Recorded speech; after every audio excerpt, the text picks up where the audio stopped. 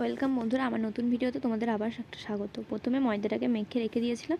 রেখে দেওয়ার পর আমরা ময়দাটাকে লুচির মতো শেপে বানিয়ে নিলাম। তারপরে যে চিকেনটা এনেছিলাম, বোনলেস চিকেন, সেটাকে বটির মধ্যে কিমা করে নিয়ে তেলের মধ্যে দিয়ে চিকেনটাকে ভালো করে ফ্রাই করে নিলাম। তারপরে একটু গ্যাসের হালকা আঁচে উনুনে তেল দিয়ে তারপরে আদা রসুন কুচি দিয়ে তেলের মধ্যে একটু নেড়ে নিলাম।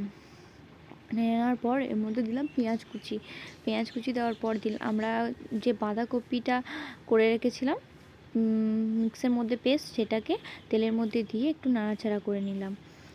ভালো করে নাড়াচাড়া করার পর ওটার মধ্যে দিলাম গাজরে আর লঙ্কার যে কুচি মিশ্রণটা ছিল সেটা দিলাম।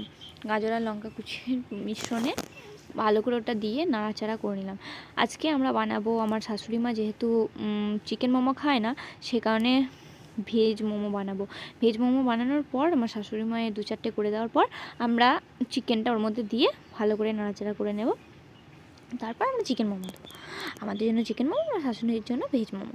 তো ওটাকে ভালো করে নাড়াচাড়া কর। ওটার মধ্যে আমরা দিলাম নুন দেওয়ার পর আমরা দিলাম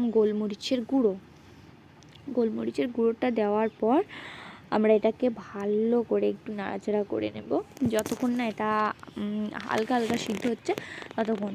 হ্যাঁ, তো এটা এখন নাড়াচাড়া করে নিচ্ছি।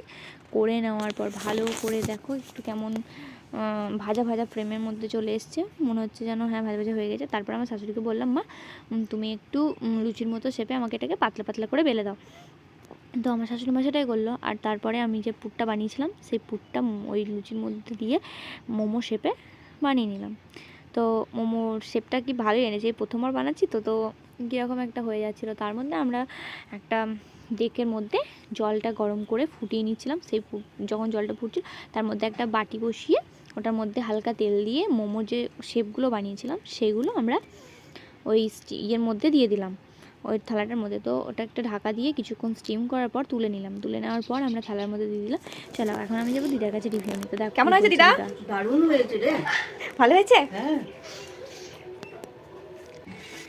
কেমন হয়েছে? একটা দেওরের কাছে এলাম, তো ও আমাকে রিভিউ দিচ্ছে। আর একটা স্যুপ বানিয়েছিলাম মাঝে, তো ওই স্যুপটা খেয়েও রিভিউ দিচ্ছি। Thank you. তারপরে আমি চলে যাব আমার একটা ছোট্ট দেওরের কাছে। তো এ কি বলছে দেখো, আমার দেওর সবাই মিলে বসে আছে, তো এদের কাছে রিভিউ নিলাম। শিবম, ও থ্যাংক ইউ। বলছে খুব ভালো হয়েছে, থ্যাংক ইউ চাটনিটা ফর ওয়াচিং। চাটনিটা কেমন হয়েছে? Thank you.